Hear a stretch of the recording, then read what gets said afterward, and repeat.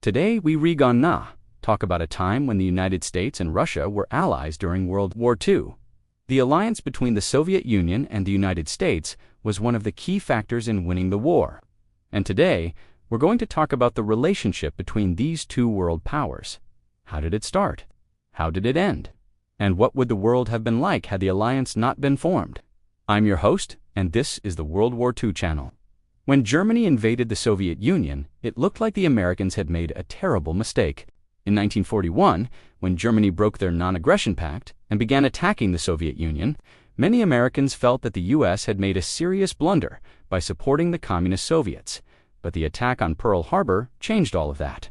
And the next year, the two nations found themselves on the same side of the conflict. In 1937, the U.S. passed the Neutrality Acts, which forbade the sale of arms to nations at war. This was primarily to keep America out of World War II, as the isolationist Americans did not want another war like World War I. As the war in Europe continued and the Germans began their conquest of the continent, the isolationists gained more support in Congress. However, as the war progressed, many Americans felt that they needed to help Great Britain. In 1940, Congress passed the Lend-Lease Act, which allowed President Roosevelt to supply the British with the necessary arms to fight the war. The agreement between the U.S. and the U.K. allowed American planes and ships to refuel at various British territories around the world, which gave the British access to supplies far beyond those available to them in Great Britain itself. This kept the British fighting and is often cited as a major reason why the UK was able to resist the German invasion for so long. Even though the US was not yet involved in the war, the Lend-Lease program provided the British with a lifeline when it seemed as though all hope was lost. However, not everyone in America supported this decision, especially those who opposed sending aid to what they considered an inherently evil empire. In fact, isolationist groups led a very strong campaign against the law. Some went as far as to claim that aiding the British would cause the United States to enter the war. Ironically, those who supported the bill saw this as a positive outcome. Many argued that if the U.S. did get involved, it would be on our terms, such as only targeting German U-boats in the Atlantic, which is exactly what happened when convoys of U-boats began attacking merchant ships carrying supplies to and from the British Isles. On September 1, 1939, Germany invaded Poland and within 2 weeks had completely conquered the nation. On December, Germany declared war on the U.S. and Japan, which brought the U.S. into World War II. Shortly after the U.S. entered the war, the American public began referring to the conflict as the Good War. This wasn't because the Americans loved war or wanted to be involved in the European conflict. Rather, the war was being framed as a battle between democracy and fascism. For the first time in history, a conflict was being fought across multiple continents simultaneously, and the U.S. would need all the help they could get. Not only did they have to contend with the German threat in Europe and the Japanese threat in Asia, but they also had to deal with threats closer to home. When the war broke out in Europe, many Americans felt that the conflict was none of their concern and that the U.S. should remain neutral. After the Japanese attack on Pearl Harbor, however, there was no debate as to whether or not America should join the war. At this point, the U.S. had a score to settle with both the Japanese and the Germans, and they wasted no time doing so. The attack on Pearl Harbor unified the country like never before, and within a few months, the U.S. had declared war on both the Axis powers and entered the conflict in full force. While the U.S. was battling the Japanese in the Pacific, the Germans were busy carving out their own empire in Western Europe. By 1942, the Germans had conquered Denmark, Norway, Sweden, the Netherlands, Belgium, France, and Luxembourg. They were now poised to invade Great Britain, and the British were struggling to hold on.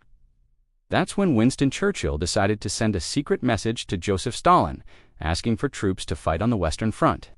Stalin refused and told Churchill that the Soviet army was tied up dealing with the Japanese in the Far East. He also mentioned that the Soviets had their own plans for the future of Europe, and that sending troops west would jeopardize their ability to achieve their goals. However, as the summer dragged on, the Germans proved to be a tougher nut to crack than the Soviets had anticipated. They were forced to abandon their plan to capture Moscow and instead settled into a defensive position near the city. This meant that Stalin had more troops available to him, and he wasted no time sending them west to help the British push the Germans back. The combined forces of the British, Canadians, Americans, Soviets, and other Allied nations pushed the Germans back to the English Channel. And with the opening of a second front, the Germans were soon defeated. So it's pretty obvious that the alliance between the US and USSR saved Great Britain from a German invasion. But how did this alliance come about? Well, the answer is a bit more complicated than one might think. For starters, there was no formal alliance between the two nations. Any agreements reached between the two were done so through diplomatic channels.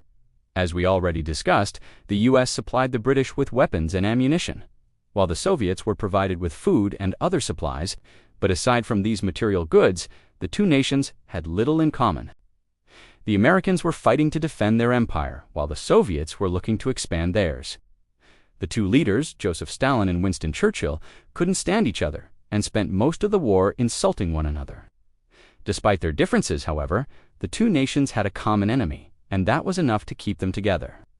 Aside from the common enemy, there was little else that brought the two nations together.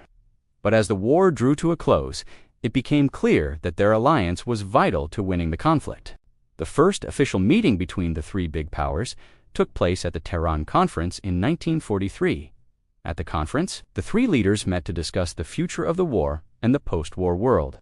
It was here that the final plans for the invasion of France were made, and the three leaders agreed to divide Germany into 4 occupation zones. During the conference, Stalin also promised to declare war on Japan after Germany's defeat, which would open a third front in the Pacific. This would help speed up the Japanese surrender and potentially save countless lives. After the success of the Tehran Conference, the three leaders met again the following year in Yalta.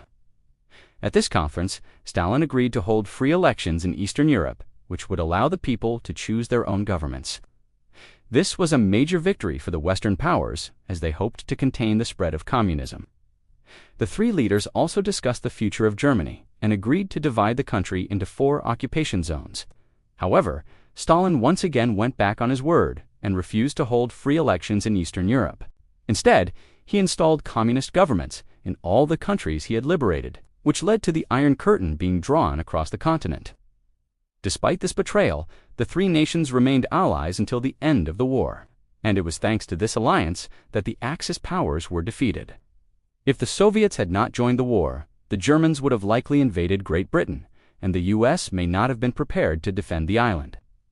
Likewise, without American supplies, the Soviets may not have been able to push the Germans back and liberate Eastern Europe. The war in the Pacific would have been much longer and cost many more lives if the Soviets had opened a second front against the Japanese. The fact that these three world powers were able to put aside their differences and work together was nothing short of miraculous. And it's a testament to the character of the men involved that they were able to do so. While the alliance between the US and the USSR didn't last long, the legacy of their cooperation during World War II still lives on today. Thank you so much for watching. I'm your host, and this has been the World War II channel. I hope you learned something new today. If you did, please hit that like button.